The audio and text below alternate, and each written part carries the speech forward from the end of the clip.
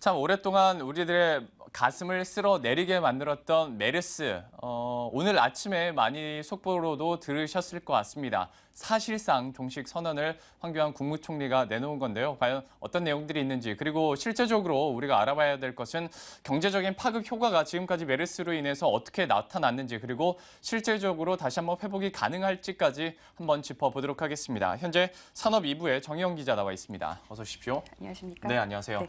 제가 좀 강조해서 말은 했습니다만은 이제 사실상 아직까지는 메르스 종식 선언을 오늘 아침에 황교안 국무총리가 했는데요. 구체적으로 어떤 내용들이 담겼었는지부터 설명을 좀 해주시죠. 네.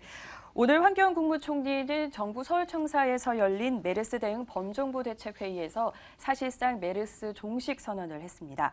황 총리는 엄격한 국제 기준에 따른 종식 선언을 위해선 시간이 더 필요하다는 의견도 있었지만 여러 상황을 종합해 볼 때 국민들은 이제 안심해도 좋다는 게 의료계와 정부의 판단이라고 밝혔는데요.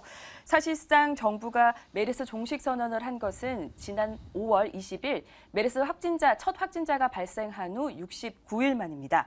정부가 이런 발표를 할 수 있었던 것은 현재 병원에서 치료를 받고 있는 메르스 확진자가 병원 내에서 철저히 관리되고 있고 마지막 자가격리자도 27일 자정을 기준으로 격리 해제되면서 메르스 확산 가능성이 거의 없다고 보고 있는 겁니다.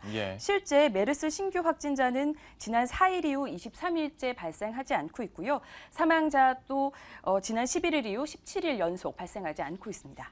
확실히 확진자가 나오지 않고 있다는 소식이나, 그리고 사실 우리가 체감하는 것도 그렇습니다. 메르스에 대해서 걱정이 많이 덜어진 건 사실인데, 근데 아직까지는 이제 사실상 종식 선언이었고 공식적으로는 아직 종식 선언은 안 했단 말이죠. 이 가운데서의 어떤 차이나 이유가 있을까요? 네, 세계보건기구는 메르스 종식 선언을 마지막 환자가 2회 연속 유전자 검사에서 음성 판정을 받은 후 28일이 지난 시점으로 보고 있습니다. 현재 우리나라에서 메르스 확진자는 186명이었는데요. 이 중 현재 12명이 병원 치료를 받고 있습니다. 이 중에서 11명은 유전자 검사에서 음성 판정을 받았는데 마지막 1명이 현재 양성 판정을 받고 있습니다. 이 환자는 림프종을 앓고 있어서 지금 면역체계가 상당히 약화된 상황이라서 유전자 검사에서 음성과 양성 판정을 번갈아 나오고 있다고 합니다. 그래서 사실상 공식적인 메르스 종식 선언은 이 환자가 두 차례 메르스 유전자 검사에서 음성 판정을 받은 후 28일이 지난 시점이겠죠. 그래서 전문가들은 빨라도 다음 달 말쯤이야 가능할 것으로 보고 있습니다. 그러겠네요. 그냥 뜬구름 잡기식으로 지난달까지만 하더라도 한 8월 중순이 되지 않겠냐라는 얘기도 많이 있었는데 철저한 기준이 있습니다. 현재 확진 양성을 보이고 있는 환자가 1명이 있는데 이 환자가 이 두 차례 한번 검사를 해서 음성 확진을 받으면 이제 종식 선언이 공식적으로 나올 것 같고 당연히 추가적인 확진 환자는 나오면 안 되는 거고요. 자, 그렇다면 이제 이 메르스가 정말 지긋지긋하게 우리 경제에 어떤 파급 효과를 냈는지 한번 얘기를 해보도록 하겠습니다. 부정적인 효과를 냈다는 것은 여러분들 잘 아실 것 같은데 어느 부분부터 좀 짚어봐야 될지도 감이 안 잡힙니다. 전 산업적으로 좀 이런 악영향을 줘서요. 어디부터 얘기를 해볼까요? 가장 중요한 것은 메르스 사태로 인해서 소비도 위축이 되고 외국인 관광객이 급감한 것이 문제인데요. 실제 국내 내수 경제가 얼마나 악화됐는지를 보여주는 게 2분기 GDP 성장률 수치입니다. 2분기 GDP는 전분기 대비 0.3% 성장하는 데 그쳤습니다. 1분기 GDP 성장률이 0.8%였던 것과 비교하면 0.5%포인트 낮아진 것이죠. 실제로 이주열 한국은행 총재가 올해 성장률 수정 전망치를 발표하면서 2분기 성장률 예정치를 0.4%로 봤습니다. 그래서 실제 성장률은 여기 예상치에도 못 미친다고 볼 수 있습니다. 전체적으로 거시적으로 봤을 때도 GDP, 2분기 GDP도 그렇고요. 전체적으로 올해 우리나라 경제 성장률에 대해서도 이런 메르스 때문에 약 한 0.2%포인트에서 0.3%포인트는 메르스 때문에 낮아졌다라고 또 한국은행 측에서도 밝힌 바가 있었는데 이번에는 그러면 보다 구체적으로 산업별로 한번 얘기를 해보도록 하겠습니다. 아무래도 GDP 얘기만 하면 잘 안 와닿더라고요. 외국인 관광객이 급감했다는 소식이 메르스가 터지고 나서 가장 먼저 들려온 소식이 아닐까 싶습니다. 실제적으로 얼마나 감소했었나요? 네, 관광공사가 6월 한국 방문 관광객 수를 발표했는데요. 6월 한국 방문 관광객 수는 75만 명으로 전년 동기 대비 41%나 감소했습니다. 예. 특히 과거 전염병 사스를 경험했던 홍콩과 대만 관광객이 크게 감소했다고 합니다. 예. 외국인 관광객이 급격하면서 항공업계가 가장 큰 타격을 받았는데요. 네. 6월 국내외 항공 여객 수가 600만여 명을 기록했는데 이는 지난해 같은 기간보다 10% 이상 감소한 수치고요. 특히 국제 여객 같은 경우 12%가 줄었습니다. 이것은 네. 국내 여객에 비해 2배에 달하는 수치입니다. 아무래도 국제 여객 그러니까 이제 뭐 말씀을 해주신 것처럼 홍콩이나 대만, 중국 같은 경우에는 사스라는 정말 좀 무서운 한번 경험이 있기 때문에 더 체감을 크게 한 것 같고요. 이런 관광객, 외국인 관광객 수도 크게 줄었지만 또 국내 사정도 좀 녹록지가 않았습니다. 뭐 내수 부진, 소비 심리 위축 계속해서 얘기가 됐었는데 실제로 뭐 수치상으로 얘기를 해본다면 어느 정도라고 판단할 수 있을까요? 네, 소비자 심리 지수를 통해서 알아보도록 하겠습니다. 예. 소비자 심리 지수는 지난 5월 105에서 6월 90으로 떨어졌습니다. 소비자 심리 지수는 100을 기준으로 해서요. 100보다 높으면 숫자가 높으면 경제를 낙관적으로 보는 사람이 많다는 것을 뜻하고요. 100보다 낮으면 경제를 비관적으로 보는 사람이 많다는 것을 뜻합니다. 예.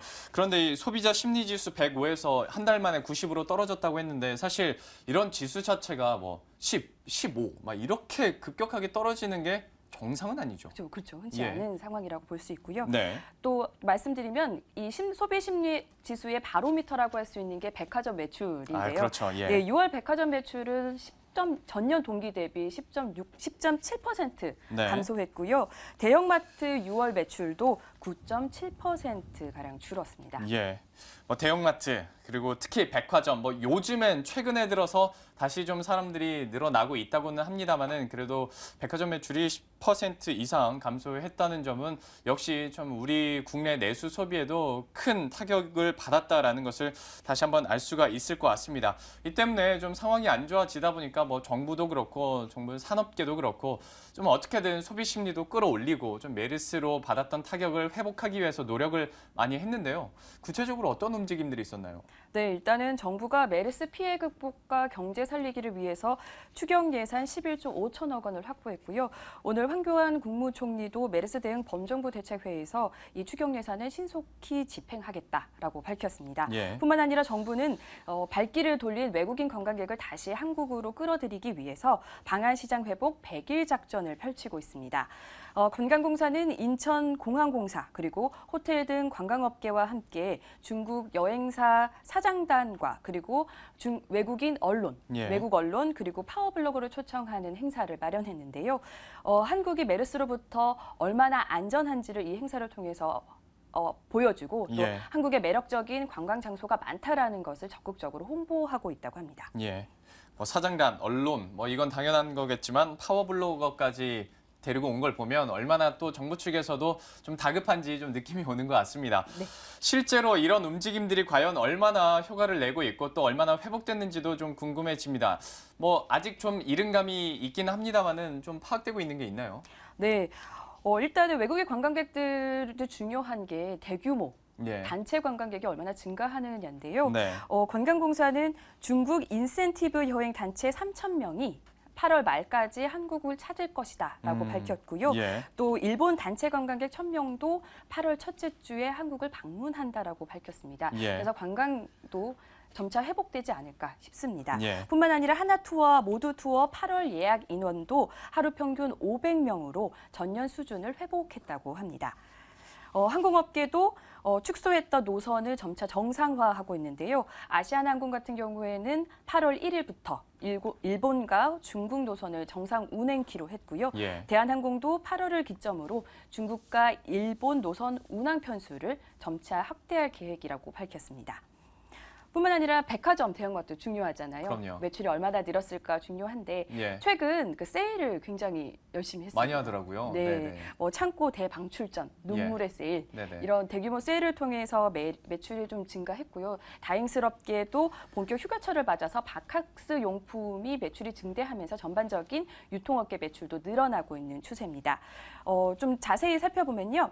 롯데백화점, 현대백화점, 신세계백화점 등 백화점 3대 업체 세계 업체의 그 여름 전기 세일 매출은 전년 동기 대비 2% 안팎 증가한 것으로 집계됐고요. 대형마트 3사도 7월 매출이 전년 동기 대비 5%가량 늘어났다고 합니다. 예, 전반적으로 마지막에 유통 얘기해 주시면서 세일, 대규모 세일 많이 한다고 얘기하면서 정의영 기자 표정이 화색이 돌더라고요. 제 개인적인 느낌인지 모르겠습니다만은 우리 정의영 기자 이 화색 돈 것처럼 산업계에도 좀 메르스 공포나 그림자에서 벗어나서 좀 다시 한번 좀 화색이 돌아 다시 한번 좀 소비 심리도 다시 한번 개선이 되고 전반적으로 GDP 성장에도 다시 한번 좀 기여를 했으면 하는 바람입니다. 지금까지 산업 2부의 정의영 기자와 함께했습니다. 고맙습니다. 고맙습니다.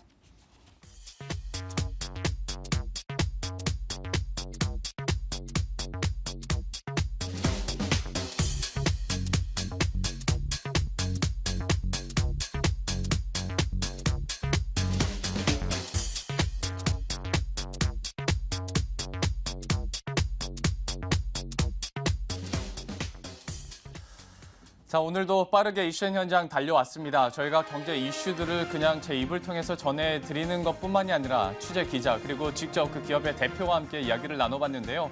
이것들을 통해서 역시 우리의 최종 목적은 어떤 투자 전략 그리고 우리 경제 지갑 좀 두둑히 하는 거겠죠. 여러분들도 투자 아이디어 많이 얻어 가셨으면 좋겠습니다. 그럼 내일 뵙도록 하겠습니다. 시청해주신 여러분 고맙습니다.